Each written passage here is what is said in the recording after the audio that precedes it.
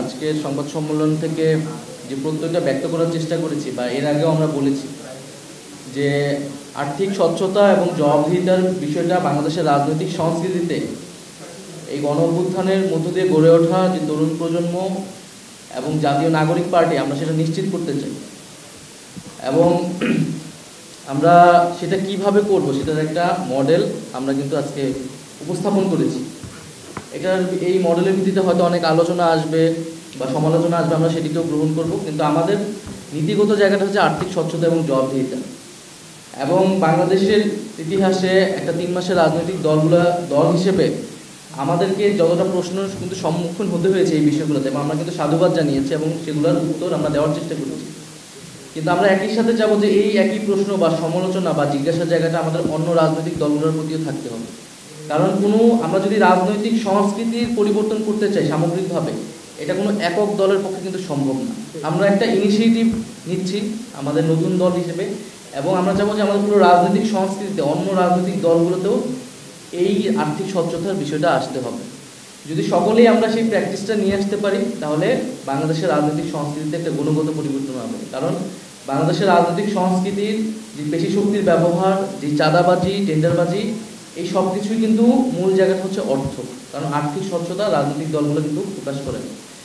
তো আমরা বলতেছি যে আমরা আমাদের যেই প্রতি বাৎসরিক রিপোর্ট, সেই রিপোর্টে আয়ের উৎস, ব্যয় সামগ্রিকভাবে সেটা আমরা প্রকাশ করব, এবং নির্বাচন কমিশনের কাছে আমরা যখন রেজিস্ট্রেশন নিতে যাব, আমাদের এই মাসে সকল কাগজপত্র জমা হবে। যেহেতু আমাদের দল একটা এখন প্রাতিষ্ঠানিক রূপে যাচ্ছে, বিশ্বমানের থার্মিক্স রড, সালাম স্টিল থার্মিক্স, দেশের একমাত্র থার্মিক্স রড। রেজিস্ট্রেশন আমরা আশা করি আমরা দ্রুত সময়ের মধ্যে পাবো। তাই আমরা আর্থিক যে ব্যবস্থাপনাটা, সেটাও আমরা সম্পূর্ণ একটা প্রাতিষ্ঠানিক ব্যবস্থাপনার উপর দাঁড়ান করাতে চাচ্ছি, এবং নির্বাচন কমিশনে আমরা আমাদের সকল হিসাব প্রদান করব। আরেকটি বিষয় হচ্ছে যে যারা সাধারণ মানুষ জুলাই গণ অভ্যুত্থান থেকে, কিন্তু আপনারা দেখেন যে এই গণ অভ্যুত্থান, যে একজন প্রশ্ন করেছিলেন যে এটা আসলে সাস্টেনেবল হবে কিনা। আমরা জানি যে আন্দোলন আর সংগঠন আলাদা জিনিস বা রাজনীতি আলাদা জিনিস, কিন্তু আমাদের রাজনীতির ভিত্তিটাই কিন্তু হচ্ছে জনগণের সেই ম্যান্ডেট। কারণ আমরা জনগণের মধ্য থেকে, আন্দোলনের মধ্য থেকে, রাজপথ থেকে গড়ে উঠেছি। যদি জনগণ আমাদেরকে সমর্থন না দেয় রাজনৈতিকভাবে, আর্থিকভাবে, নৈতিকভাবে, তাহলে আসলে আমরা রাজনৈতিকভাবে টিকে থাকতে পারবো। ফলে আমাদের মূল উদ্দেশ্যটা হচ্ছে সেই জনগণের সমর্থনটা নেওয়া।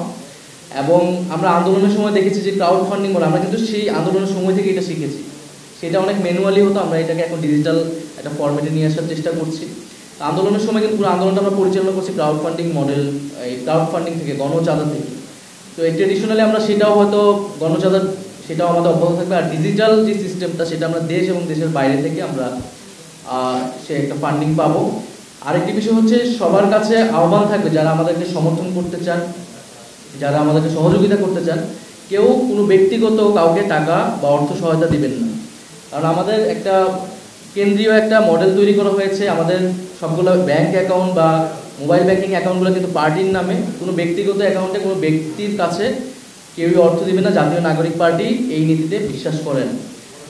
আর এছাড়া যদি আমাদের ফাইন্যান্স টিম রয়েছে, আমাদের অ্যাকাউন্ট নাম্বার রয়েছে, এর বাইরে যদি কোনো প্রতিষ্ঠান বা কারো কাছে আমাদের এনসিপি বা আমাদের ছাত্রদের নামে যদি কেউ নাম ব্যবহার করে, সেটিও আমাদের কাছে জানাবেন, আমাদের দপ্তরে জানাবেন, আমাদের শৃঙ্খলা কমিউনিকেশন জানালে আমরা সেটা যথাযথ ব্যবস্থা নেব। কারণ অনেক জায়গায় আমরা দেখেছি যে আমাদের নাম ব্যবহার করে অনেক ধরনের অনৈতিক সুবিধা নেওয়ার চেষ্টা করা হয়েছে।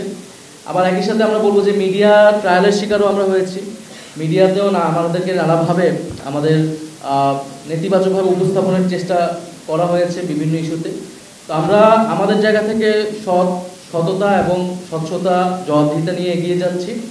আজকে আমাদের সেই মডেলটা আমরা উপস্থাপন করেছি, এবং আমরা আগামী দিনে, এটা শুধু আপনাদের আজকেই শেষ এরকম না, আমরা প্রতিনিয়ত আপনাদের এই জবাবদিহিতার সম্মুখে থাকব।